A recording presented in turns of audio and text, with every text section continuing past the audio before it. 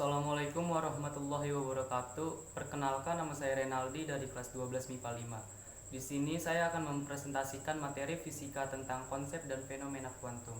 Berikut peta pembelajarannya.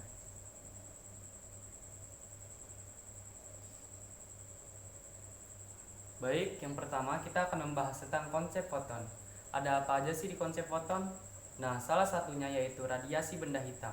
Benda hitam adalah benda yang akan menyerap seluruh radiasi yang mengenainya. Tidak ada yang dipantulkan. Radiasi yang dipancarkan benda hitam disebut dengan radiasi benda hitam. Berdasarkan hukum Stefan Boltzmann, jumlah energi yang dipancarkan benda hitam per satuan luas permukaan per satuan waktu akan berbanding lurus dengan pangkat 4 temperatur termodinamikanya. Rumusnya dapat dinyatakan sebagai berikut.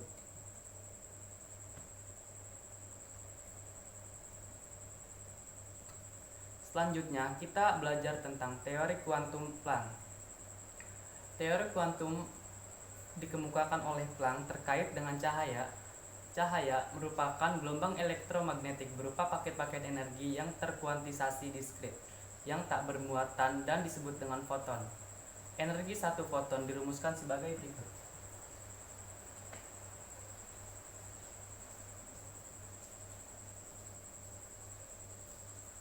Setelah membahas tentang konsep foton, selanjutnya saya akan membahas tentang efek fotolistrik. Efek fotolistrik ialah peristiwa keluarnya elektron dari permukaan logam karena radiasi gelombang elektromagnetik. Efek fotolistrik pertama kali ditemukan oleh Hertz. Agar terjadi efek fotolistrik, maka yang pertama, energi radiasi foton lebih besar dari energi ambang. Kedua, panjang gelombang radiasi foton lebih kecil dari panjang gelombang ambang. Dan yang ketiga, frekuensi radiasi foton lebih besar dari frekuensi ambang. Frekuensi ambang atau frekuensi batas adalah frekuensi terkecil gelombang elektromagnetik yang mengakibatkan elektron dapat lepas dari logam. Besaran yang berkaitan adalah fungsi kerja. Fungsi kerja adalah energi ambang logam yang persamaannya sebagai berikut. Nah, elektron dapat keluar dari logam karena elektron tersebut menyerap energi elektromagnetik yang diradiasikan pada logam. Energi kinetik elektron yang terlepas dari logam yaitu seperti ini. Energi kinetik elektron dipengaruhi oleh fungsi kerja energi ambang logam. Selanjutnya, kita akan membahas tentang efek Compton. Pada tahun 1923, Arthur Holly Compton menemukan kejadian menarik dalam eksperimennya. Compton melakukan eksperimen penembakan sinar X terhadap suatu material atau bahan. Akibatnya terjadi hamburan seperti gambar di layar ini. Berdasarkan hasil pengamatan, ternyata sinar X yang terhambur memiliki panjang gelombang yang lebih besar dari panjang gelombang sinar X semula. Hal ini dikarenakan sebagian energinya terserap oleh elektron. Jadi, gejala Compton merupakan gejala hamburan efek dari penembakan suatu materi dengan sinar X. Dengan menggunakan hukum kekekalan momentum dan hukum kekekalan energi, berhasil menunjukkan bahwa perubahan panjang gelombang foton terhambur dengan panjang gelombang semula yang memenuhi persamaan sebagai berikut. Jadi jelas sudah bahwa dengan hasil pengamatan Compton tentang hamburan foton dari sinar X menunjukkan bahwa foton dapat dipandang sebagai partikel, sehingga membuat teori kuantum yang mengatakan bahwa cahaya mempunyai dua sifat, yaitu cahaya dapat sebagai gelombang dan cahaya dapat bersifat sebagai partikel, yang sering disebut sebagai dualisme gelombang cahaya.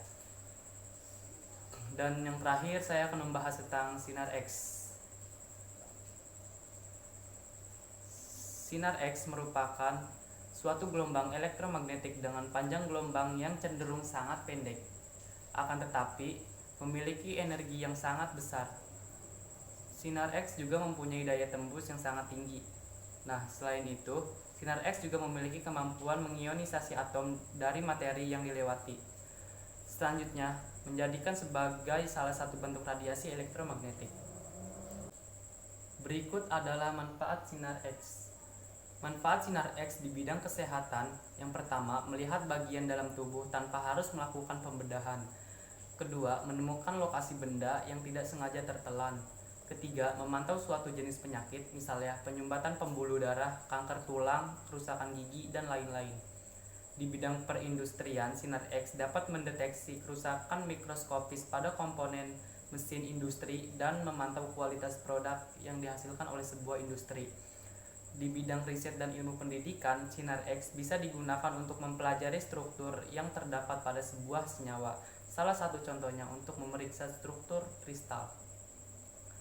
Di bidang keamanan, Sinar X dapat mendeteksi benda keras seperti senjata tajam atau bahan peledak.